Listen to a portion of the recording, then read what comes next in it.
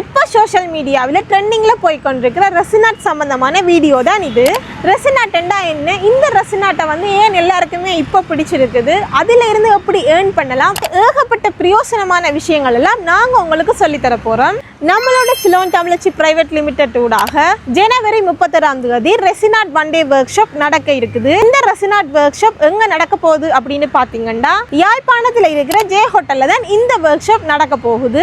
இந்த கிளாஸ் என்ன டைமுக்கு ஸ்டார்ட் ஆக போகுது அப்படின்னு பார்த்தீங்கன்னா காலம்பரை 9 மணிக்கு தொடங்கி மதியம் 1 மணி மட்டும் இந்த கிளாஸ் நடக்க போகுது.